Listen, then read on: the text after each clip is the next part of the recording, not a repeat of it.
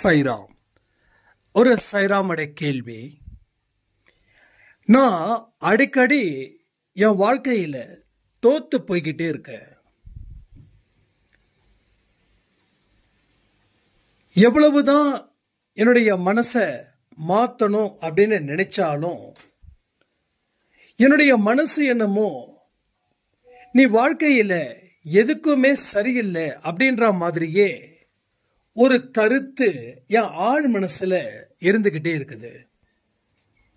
எத்தனையோ பயிற்சிகள் செய்கிற, மெடிடேஷன் பண்ணுற, மூச்சு பயிற்சி செய்கிற, கடவுளுக்கு பூஜைகளையோ செய்கிற, ஆனால் வாழ்க்கையை பற்றி மட்டும் என்னால் எதையுமே யூகிக்க முடியல. இதில் இருந்து மீண்டு வருவது எப்படி?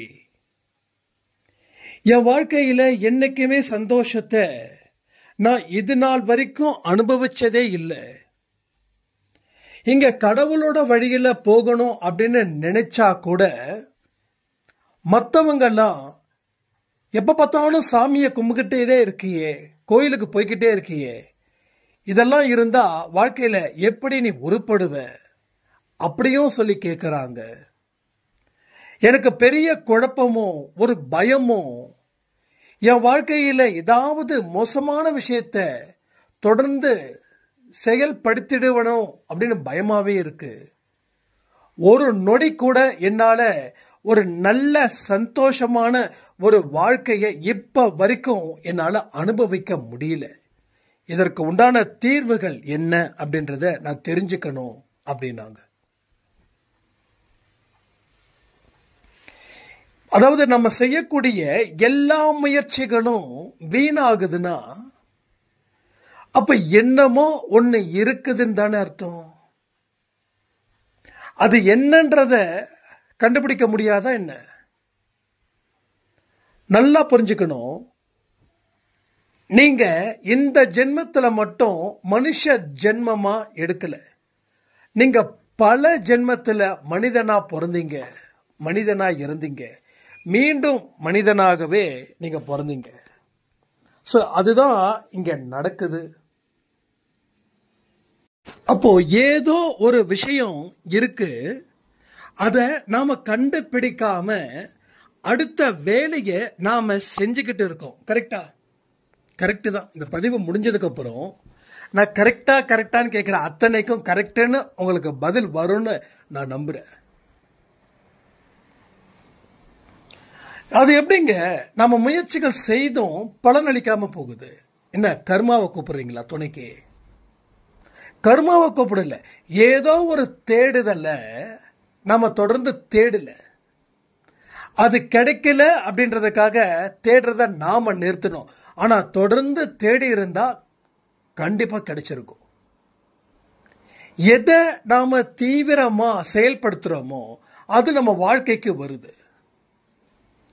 அப்போ பலருக்கு இந்த குழப்பம் இருக்கு. என் வாழ்க்கை இதோட முடிஞ்சிடுமா? கடவுளை வணங்கிக்கிட்டு தானே இருக்க,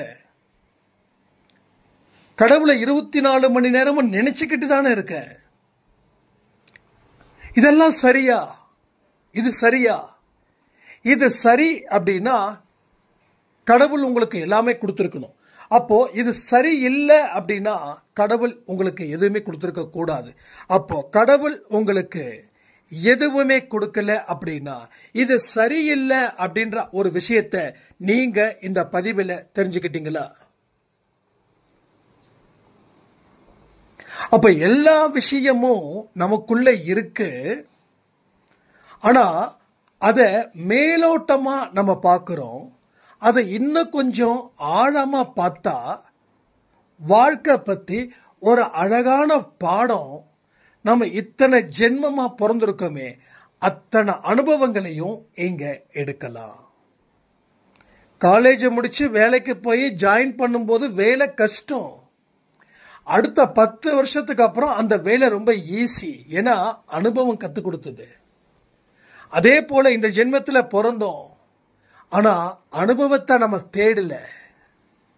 நான் சொன்னேன் இல்லையா, தேடுறத தேடாம இருந்தா நமக்கு கிடைக்கக்கூடிய வாழ்க்கையும் கிடைக்காம போயிடும். அப்போ நம்ம அனுபவத்தை தேடணும் அப்படின்னா உள்ள இறங்கி தேடணும். உள்ள இறங்கி தான், கடல்ல இறங்கி தான் முத்தெடுப்பாங்கன்னு சொல்லுவாங்க. அது போல உள்ள இறங்கு, அதுக்கப்புறமா தேடு. இறங்கிறதுக்கு முன்னாடியே தேடினா கிடைக்காது. அப்ப உள்ள இறங்கு, உன் மனசுக்குள்ள, ஆழ் மனசுக்குள்ள இறங்கு. நீ யாருன்னு பாரு. நீ யாருன்னு கேட்க கேட்க, நோண்ட நோண்ட உனக்கு நிறைய விஷயங்கள் புலப்பட்டுக்கிட்டே இருக்கும். அதுல 10 விஷயங்கள் வந்தாவே நீ வாழ்க்கையில 10 சாதனை செஞ்ச மாதிரி. அப்போ கடவுளை வணங்கிக்கிட்டே இருக்க, கோயிலுக்கு போய்கிட்டே இருக்க, இதனால என்னோட வீட்டில் என்ன திட்டுறாங்க. எஸ், உண்மை. நம்ம அன்பே சாயில எத்தனையோ பதிவில் கொடுத்துருக்கோம். அத்தனை பதிவிலையும் தினமும் சாய்பா கோயிலுக்கு போங்க, தினமும் அங்க பிரதட்சணம் பண்ணுங்க, தினமும் விரதம் இருங்க, தினமும் காவி வேஷ்டியோ இல்ல காவி சாரியோ இல்ல காவி சுடிதாரோ போட்டுக்கோங்க, ருத்ராட்சம் போடுங்க, மந்திரம் சொல்லுங்க. இத சொல்லிக்கிட்டா இருக்கோம். வாழ்க்கையில வாழணும். நீங்க யாரு, உங்க கடமை என்ன, நீங்க யாருக்கு குழந்தையா இருக்கீங்க, அவங்கள நீங்க எப்படி பார்த்துக்கணும், உங்க பெற்றோர்களை எப்படி பார்த்துக்கணும், உங்க பெற்றோர்களுக்கு உரிய கடமைகளை யார் செய்வா. கோயில் இருக்கட்டும், சாமி இருக்கட்டும், அதை தாண்டி வாழ்க்கைய வாழணுமா இல்லையா? நிறைய பேர் சொல்லுவீங்க, நல்லா சொல்லுங்க, புரியுற மாதிரி சொல்லுங்க. எஸ், உண்மைதான். உண்மை அதுதான். உன் கடமையில இருந்து தப்பிச்சுக்க நீ காவி வேஷ்டியை கட்டாத. உன் கடமையெல்லாம் முடிச்சிட்டு அப்புறமா நீ காவி வேஷ்டியை கட்டிக்கோ. இதை ஏன் சொல்றேன் தெரியுமா? எத்தனையோ பேரு கடமையில இருந்து தப்பிச்சுக்க காவி வேஷ்டியை கட்டுறாங்க. ஒருத்தர், அவரை பத்தி எனக்கு நல்லாவே தெரியும். ஏகப்பட்ட கடன், சமாளிக்க முடியல, ஃபேஸ் பண்ண முடியல. எடுத்தாரு வேஷ்டிய, கட்டினாரு, ருத்ராட்ச போட்டாரு, விபூதி நெத்தி நிறைய கிழிச்சுக்கிட்டாரு. கடைசியில் அவர் சொல்லக்கூடிய விஷயம் என்ன தெரியுமா? எனக்கு வாழவே பிடிக்கல, கடவுளை நம்பி நான் எங்கேயாவது போலான்னு இருக்கேன். அப்போ அவங்க ஒய்ஃப் கேட்குது, நீ எங்க வேணாலும் போ, ஆனா இந்த 10 லட்சம் ரூபாய் அடைச்சிட்டு அதுக்கப்புறமா போ அப்படின்னு. இத அவர் என்கிட்ட சொல்றாரு. எனக்கு என்னமோ தெரியல, பேசாம எங்கேயாவது மலைக்கு போயிடலான்னு நினைக்கிறேன். கடவுள் என்ன கூப்பிடுறாரு, ஆனாலும் என்னோட மனைவி என்ன ரொம்ப கேவலப்படுத்துறாங்க. ஏன் கேவலப்படுத்துறாங்கன்னும் போது, இல்லப்பா ஏதோ கடனை வாங்கிட்டேன், அதை கட்ட முடியல, அதனால என் மனைவி என்னை இப்படி சொல்லும் போது எனக்கு அவ்வளவு வலிக்குது என் மனசுல அப்படின்னு. நான் ஒன்னே ஒண்ணுதான் சொன்னேன், உங்க மனைவி சொன்னது தப்பே கிடையாது. கடன் இருக்கிறதால வேஷ்டி கட்டுறீங்க, கடன் இல்லைன்னா காவி வேஷ்டியை கட்டுவீங்களா அப்படின்னும் போது மழுப்பலான பதில்கள் நிறைய வந்தது. ஆனா மறுபடியும் ஒரு நாள் வந்து சொன்னாரு பாருங்க, அதுதான் நீங்க சொன்னது கரெக்டு, கடனாலதான் தப்பிக்கிறதுக்கு தான் நான் இந்த வழியை தேர்ந்தெடுத்தேன். இப்போ நான் வேலைக்கு போறேன், கொஞ்சம் கொஞ்சமா கடனை அடைக்கிறேன்னு சொன்னேன்.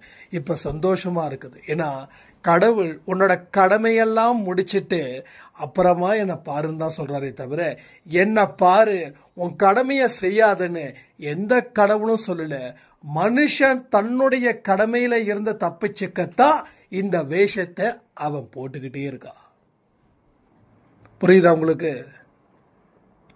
அப்போ என்னோட வாழ்க்கையில தொடர்ந்து தோல்விகள் வருதே அப்படின்றதுக்கு காரணம், எதை சாப்பிட்டா பித்தம் தீருன்னு சொல்லி பித்தம் அதிகமா இருக்கிறதையே சாப்பிட்டு சாப்பிட்டு இருக்கிறது போல உங்க வாழ்க்கையில உங்க கடமைகளை செய்யாம தப்பிப்பதற்காக நீங்க இந்த வேலைகளை செய்யறீங்கன்றது தான் உண்மையான விஷயம். இப்போ உங்களுக்கு தெரியலனாலும் நீங்க ஒரு 10 நாள் எடுத்துக்கோங்க, தினமும் நான் சொன்னதை யோசிச்சு பாருங்க, உங்களுக்கு சட்டுன்னு ஒரு புத்தி வரும். இதயத்துல ஒரு குத்தும், இதுதான் சரி, நாம தப்பு பண்ணிட்டோம் அப்படின்னு. என்னைக்கு நீங்க கடவுளை மனசுல வச்சுக்கிட்டு உங்க கடமைகளை செய்றீங்களோ அன்னைக்கு உங்களுக்கு எல்லாமும் கிடைக்கும், எல்லாமே கிடைக்கும். பகவத்கீதையில கர்மனா என்ன செயல்? நம்ம கர்மானா ஏதோ மந்திரம்னு நினைச்சுக்கிட்டு இருக்கோம், இல்ல தந்திரம்னு நினைச்சுக்கிட்டு இருக்கோம். கர்மான்றது செயல். கர்ம யோகினா செயல் புரிபவன். ஒவ்வொரு மனுஷனும் செயல் புரிஞ்சுக்கிட்டே இருக்கா. மூச்சு விடுவது கூட ஒரு செயல், பார்ப்பது கூட ஒரு செயல். ஸோ எல்லாமே இங்க செயல் தான். செயல் தான் உங்களை தீர்மானிக்குது. உங்க எண்ணங்கள் உங்க வாழ்க்கையை எப்படி வளப்படுத்துதோ அதே போல செயல் தான் கர்மா, கர்மா தான் செயல். அப்ப செயல் புரிபவன் வாழ்க்கையில கர்மாக்களில் இருந்து தப்பிக்கிறான், பலகீனமான கர்மாக்களில் இருந்து தப்பிக்கிறான். நல்லா வேலை செய்யறவன் முதலாளி அவனை விடவே மாட்டான். ஆனா சோம்பேறிங்கள முதலாளி திட்டுன்னு திட்டுவான். சோம்பேறிங்க எந்த இடத்துல ஒரு இடத்துல நிற்க மாட்டாங்க. சோம்பேறிகள் சட்டம் பேசுபவர்களாக இருப்பாங்க, தத்துவம் பேசுபவர்களாக இருப்பாங்க. தன்னுடைய பழிய தன்னால முடியலனாலும் அடுத்தவங்க மேல பழிய சமத்துக்கிட்டு ஹாயா ஜாலியா உட்காந்துட்டு இருக்கக்கூடியவங்களும் இருப்பாங்க. புரியுதா உங்களுக்கு? நம்மளை வேணும் அப்படின்னு சொல்லி ஒருத்தர் விரும்புறான் அப்படின்னா நம்மளுடைய செயல் அந்த அளவுக்கு இருக்குதுன்னு அர்த்தம். இங்க புத்திசாலிங்க தோற்பதே இல்லை. புத்திசாலிங்க தோற்பது இல்லை. இங்க புத்திசாலிங்க தோத்து பார்த்திருக்கீங்க? புத்திசாலிகள் தோற்பது இல்லை, சுறுசுறுப்பானவர்கள் தோற்பது இல்லை, அறிவை பயன்படுத்தி வாழ்றவங்களும் தோற்பது இல்லை. அப்ப யாரு தோற்கிறாங்கன்னா அதை வாயால சொல்ல மாட்டேன். நாம தோக்குறோன்னா நமக்கு இந்த மூணுல ஏதோ ஒண்ணு இல்லைன்னு அர்த்தம். அது இல்லைன்னா கூட நம்ம சரி பண்ணிக்கலாம். ஏன்னா நம்ம கிட்ட இல்லாதத நான் சொல்லல, இருக்கிறத தான் நான் சொல்லிக்கிட்டு இருக்கேன். இல்லாததை நான் சொல்லல, நம்ம கிட்ட இருக்கு, அறிவை பயன்படுத்தல. நம்ம சுறுசுறுப்பானவர்கள் தான், ஆனா சோம்பேறித்தனத்துக்கு இடத்தை கொடுத்துட்டோம். நம்ம செயலை செய்து அதுல சந்தோஷம் அடைபவர்கள் தான், ஆனா அடுத்தவனை குறை சொல்லி அதுல நம்ம சந்தோஷத்தை அடைஞ்சிட்டோம். எல்லாமே இது சரின்னு படுது, அதனால உங்களுக்கு கரெக்டா இருக்குது. ஒரு நாள் நீ பண்ணது தப்புன்னும் போது வாழ்க்கை உனக்கு ஒரு பெரிய பாடத்தை போதிக்கும். அந்த பாடத்தை ஒரு ஒரு பக்கமா படிக்க படிக்க உன் வயிற்றுல புளிய கரைக்கும். இப்ப நம்ம சொல்றாங்க இல்லையா, நான் எல்லா முயற்சிகளும் எடுத்தேன், ஆனா எந்த முயற்சிகளிலும் என்னால வாழ முடியல அப்படின்னா அதுக்கு மீனிங் என்ன? ஒரே மீனிங் தான். நம்ம வாழ்க்கையில நாம எதை செய்யணும் அப்படின்றத இந்த நிமிஷம் வரைக்கும் யோசிக்கல. நாம யோசிச்சது அத்தனையும் தப்பான வாழ்க்கைய வாழ்றதுக்கு போயிடுச்சே தவிர ஒரு சரியான வாழ்க்கைய வாழல. கடவுளுக்காக 1 மணி நேரம் செலவு செய்தா போதுங்க. Just 1 hour. 24 மணி நேரத்துல 1 மணி நேரம் நீங்க மனதார இருங்க. அதுல 1 நிமிஷம் மனதார நீங்க ப்ரே பண்ணாவே போதும். 1 hour இருக்கணும், அந்த 1 நிமிஷம் அவர்கிட்ட நீங்க பேசிட்டா போதும். அப்போ அந்த 1 நிமிஷம் கூட நம்ம மனசுல அவ்வளவு அலைப்பாஞ்சிக்கிட்டே இருக்குது.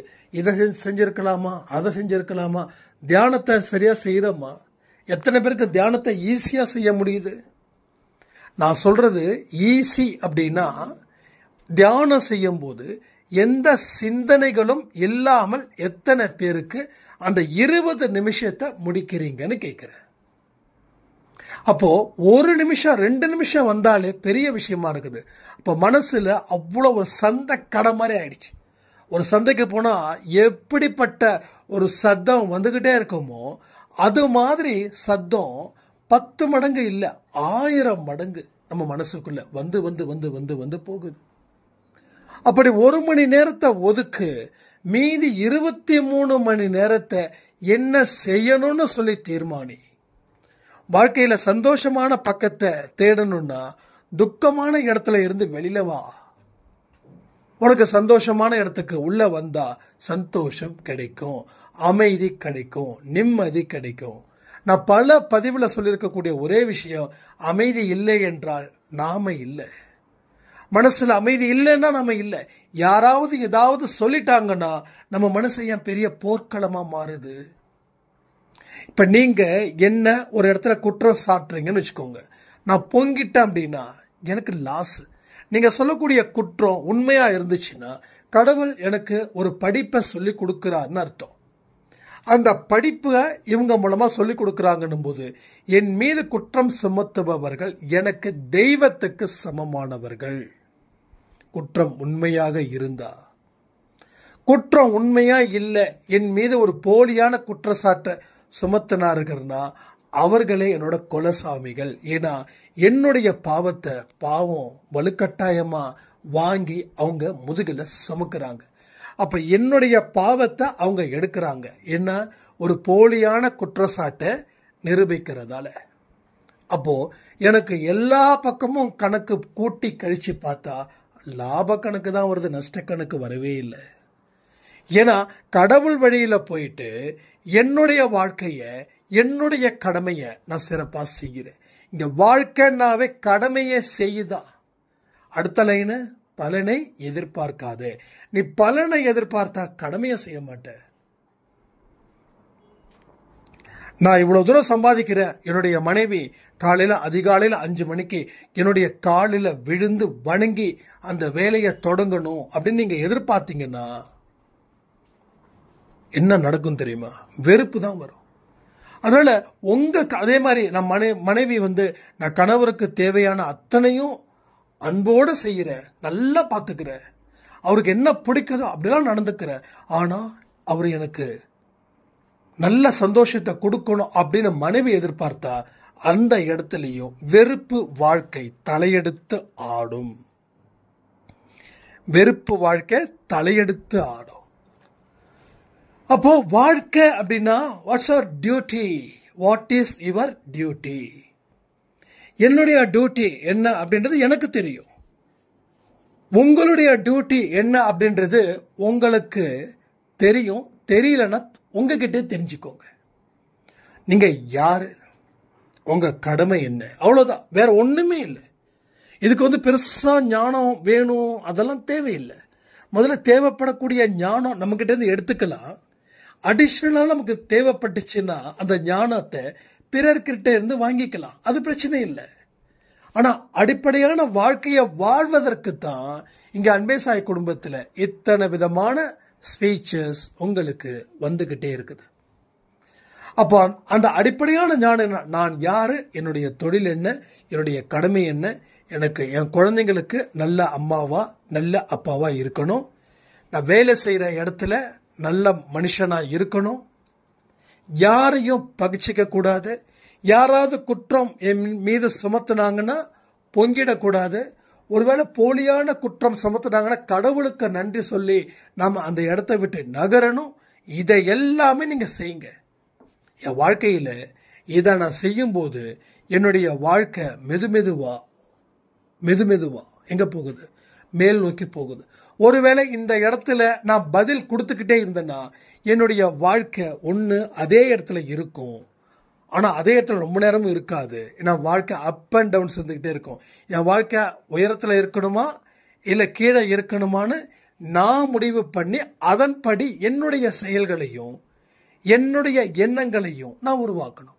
உருவாக்கிட்டா நான் பாஸ், உருவாக்கலை நான் ஃபெயில். அப்போ பதில்கள் கொடுத்துக்கிட்டே இருந்தால் நான் தோற்று போயிடுவேன். பதில்கள் கொடுக்காம நம்ம பாட்டுக்கும் நம்ம ஸ்டைலில் போயிட்டே இருந்தோன்னா நாம் வாழ்க்கையில் முன்னேறிடுவோம். இல்லை ஏதாவது தப்பு இருந்தால் சொல்லுங்கள், நான் திருத்திக்கிறேன். இல்லை கரெக்டுனா சந்தோஷம், கடவுளுக்கு நன்றிகளை நான் சொல்லிக்கிறேன். அப்போ வாழ்க்கைன்றது போராட்டமாய், ஆமாங்க போராட்டம் தாங்க. ஆனால் போராட்டத்தை சரியான டெக்னிக்ஸை யூஸ் பண்ணி போராடினா ஜெயிக்க முடியுமா? ஜெயிச்சிடலாம். அப்போ ஏன் இங்கே தோத்துக்கிட்டு இருக்கோன்னா யோகத்தை சரியாக அமைக்கலை. யோகத்தை சரியாக அமைக்கலை. ஒரு போராட்டத்தை ஆரம்பிக்கிறதுக்கு முன்னாடி அந்த போராட்டத்துடைய விளைவுகளை, அதனுடைய பலம், அதனுடைய பலகீனத்தை தெரிஞ்சுக்காம போராடிக்கிட்டே இப்போ வரைக்கும் இருக்கிறோம். ஸோ எதையுமே முழுசாக தெரிஞ்சுக்காம போராடுனா வெற்றி கிடைக்குமா இல்லை தோல்வி கிடைக்குமா? நீங்கள் ரொம்ப லைஃப்பை சிம்பிளாக எடுத்துக்கோங்க, ரொம்ப பெருசாக எடுத்துக்க வேண்டாம். அப்போது இன்னைக்கு வரைக்கும் உங்கள் கண்ணீர் நிறுத்த முடியல அப்படின்னா உங்கள் போராட்டம் தப்பாக இருக்குதுன்னு அர்த்தம். அதை சரி பண்ணிக்க கடவுள் வாய்ப்புகளை வழங்கிக்கிட்டு இருக்கிறான்னு அர்த்தம். அப்போ கடவுள் கொடுக்கக்கூடிய வாய்ப்பையும் பயன்படுத்திக்காம நாம் செய்கிறது தப்புன்னு தெரிஞ்சும் தொடர்ந்து நான் போராடிக்கிட்டே இருப்பேன்னா தொடர்ந்து தோல்வி அப்படின்ற இடத்துலையே நீங்கள் நிரந்தரமாக உக்காந்துட்டீங்கன்னு அர்த்தம். அப்போ எந்த இடத்துல உட்காடுறீங்களோ அந்த இடத்தோட உங்கள் வாழ்க்கையும் முடிஞ்சிடுச்சுன்னு அர்த்தம். இப்போ அந்த நிலைக்கு நம்ம போகக்கூடாது. ஏன்னா நம்ம சொந்தக்காரவங்களோ நம்ம நண்பர்களோ இல்லை நமக்கு எதிரிகள் நினைச்சமே சில பேரை அவர்களோட வாழ்க்கையோ பார்த்தீங்கன்னா சில இடத்துல அவங்க உட்காந்துருவாங்க, எதுவுமே செய்ய முடியாது அப்படின்னு. ஆனால் உண்மையா அப்படியானா உண்மையா அப்படி இல்லை. எவ்வளவு கஷ்டத்தை கடவுள் கொடுக்குறாரோ அத்தனை சந்தோஷத்தையும் வெற்றியையும் கொடுப்பாரு. இந்த பாடத்தை சரியா படிச்சுக்கிட்டீங்கன்னா வாழ்க்கை ஜம்முன்னு இருக்கும்.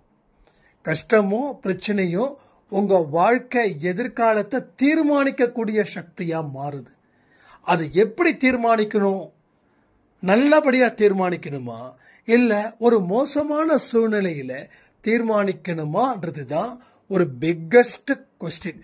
அந்த கொஸ்டினுக்கு ஆன்சர் ஒன்னே ஒன்று தான், விழுந்த இடத்துல உட்காராத, தடுக்கி விழுந்த இடத்துல அங்கே நிற்காத, மூவ் ஆன் பண்ணு, நகரு. நடந்ததை மாற்ற முடியாது, நடக்க போவதை பற்றி தெரிஞ்சுக்க முடியாது என்ற வாழ்க்கையை வாழு. இதில் கிடைக்கக்கூடிய சந்தோஷம் உன் வாழ்க்கை எதிர்காலத்தில் 2 மடங்கு இல்லை 1000 மடங்கு சந்தோஷத்தை அது உனக்கு கொடுக்கும்.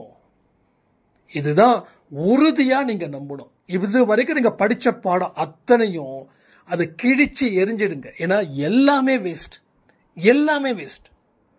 பட் இனி படிக்கக்கூடிய பாடத்தை சரியான முறையில் படிச்சு அதற்கு தகுந்த மாதிரியான வாழ்க்கையை வாழும்போது எத்தனையோ அற்புதங்களும் எத்தனையோ அதிசயங்களும் உங்க வாழ்க்கையில தானா நடக்கும். நீங்க பெரிய கஷ்டப்பட வேண்டிய ஒரு அவசியமே இல்லை. எல்லாமே ஆட்டோமேட்டிக்கா நடக்கும். யாரும் எதற்காகவும் வருத்தப்படவே வேண்டாம். நான் இவ்வளோ தூரம் செய்கிறேன் ஆனா எனக்கு எதுவுமே நடக்கல அப்படின்னு யார் சொல்றாங்களோ உண்மையிலே சொல்றேன், அவங்க எதையுமே செய்யல. அதாவது 100 படிக்கட்டில் போனாதான் நம்ம ஜெயிக்க முடியும்னா 10 படிக்கட்டில் ஏறிக்கிட்டு நான் 100 படிக்கட்டில் ஏறினேன்னு நீங்களா ஒரு கற்பனையை உருவாக்கி நான் ஏன் ஜெயிக்கல அப்படின்னா எப்படி? அப்போ உங்களுடைய தூரம் இன்னும் கொஞ்சம் இருக்கு, அந்த தூரம் வரைக்கும் பயணம் செய்யணும். அப்ப எதுவரை என்னோட தூரம் அப்படின்னு கேட்டீங்கன்னா சாகும் வரை உங்களுக்கு இலக்கு இருக்குதுன்னு அர்த்தம். வாழணுன்ற ஆசை உங்களுக்கு இருக்குது இல்லை? அப்ப அது ஏன் இருக்குதுன்னா நீங்க வாழ முடியாம கஷ்டப்படுறீங்க தான். அப்ப வாழ முடியாம கஷ்டப்படுவதற்கு உண்டான காரணத்தை தான் இவ்வளவு நேரம் இந்த 20 நிமிஷமா நான் பேசிக்கிட்டு இருக்கேன். அப்ப இதெல்லாம் தான் உங்களுக்கு தடையா இருக்குது. இந்த தடையை யாரு தகர்ப்பா சொல்லுங்க? உங்க வெல்விஷர் தகர்ப்பாரா இல்ல உங்க பேரண்ட்ஸ் தகர்ப்பாங்களா? அது யார் பண்ண முடியும்? நீங்க தான் செய்ய முடியும். அந்த தடையை அகற்றினா வாழ்க்கையில சந்தோஷம் கிடைக்கும். வீட்டுல ரூம்ல இருக்கிற ஜன்னலை எல்லாம் அடைச்சி வச்சுக்கிட்டு கதவையும் இருக்க மூடிக்கிட்டு லைட் ஆஃப் பண்ணிடுறது, ஃபேன் ஆஃப் பண்ணிடுறது, கடைசியில் காற்று வரலன்னா என்ன பண்ண முடியும்? அப்போது நாம தானே முயற்சி பண்ணணும். அப்போது இருக்கிற ஜன்னலை திறந்து விடணும், அப்போ காற்று வரும். தேவைன்னா ஃபேன் போட்டுக்கலாம். அப்போ எதுவுமே பண்ண மாட்டேன் தானாக வரணும் அப்படின்னா தானாக எதுவுமே வராதுங்க.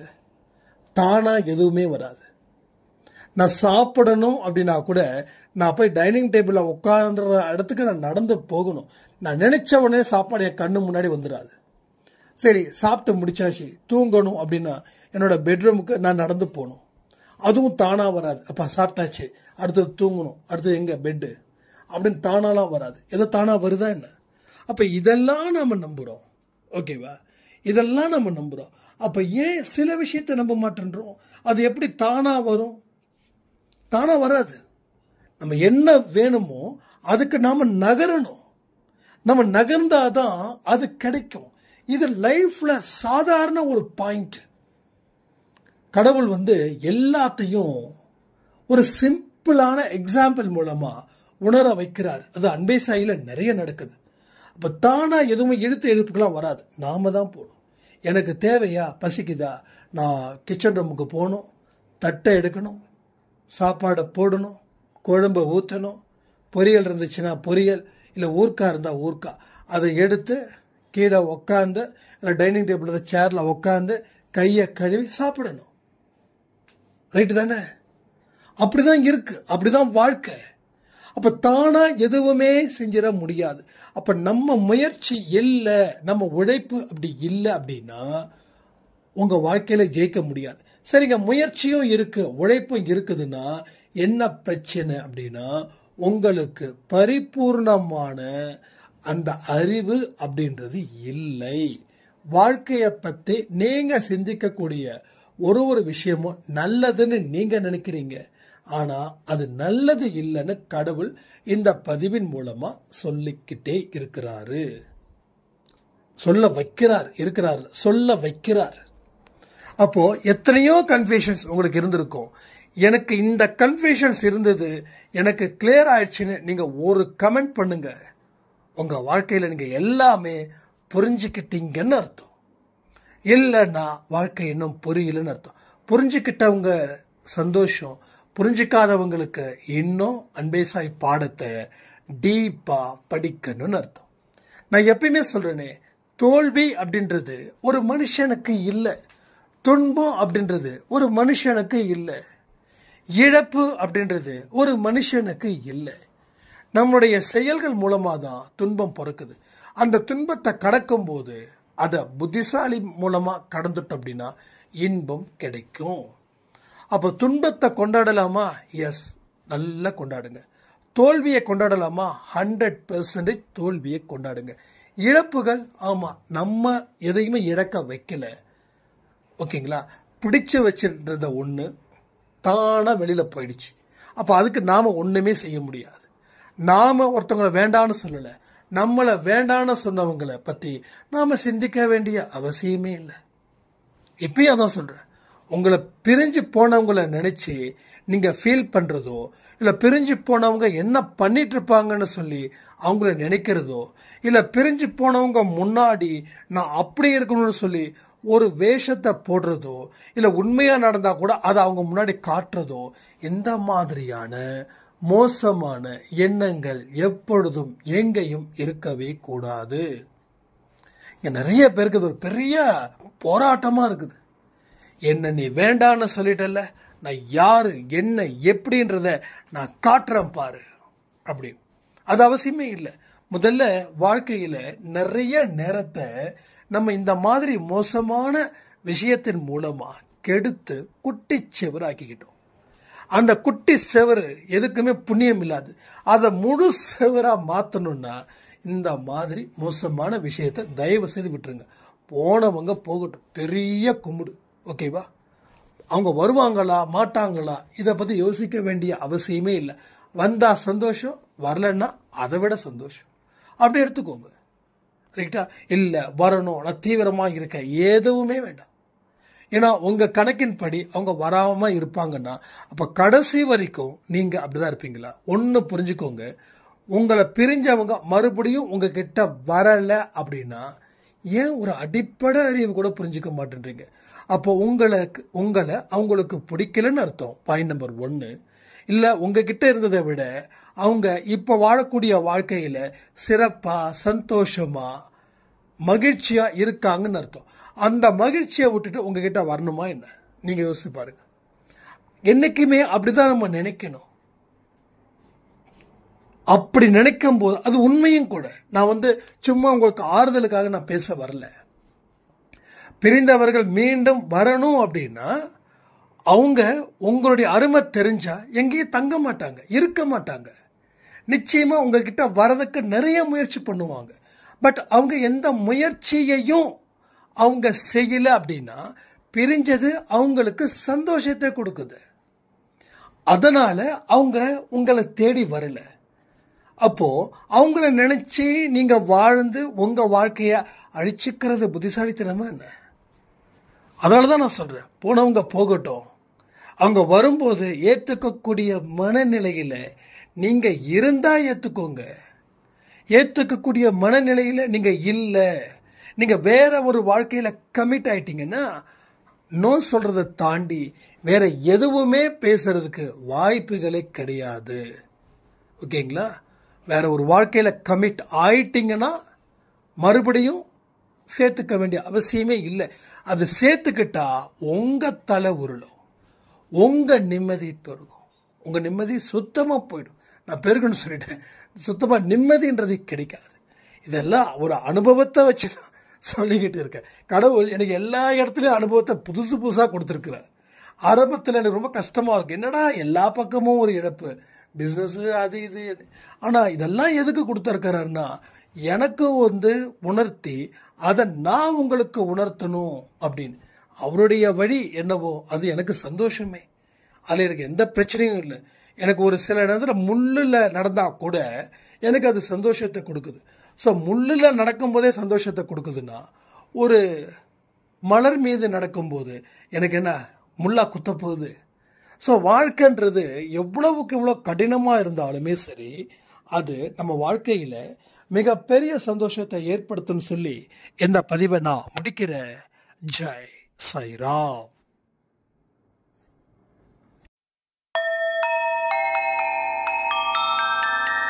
ஓம் சாயிராம்.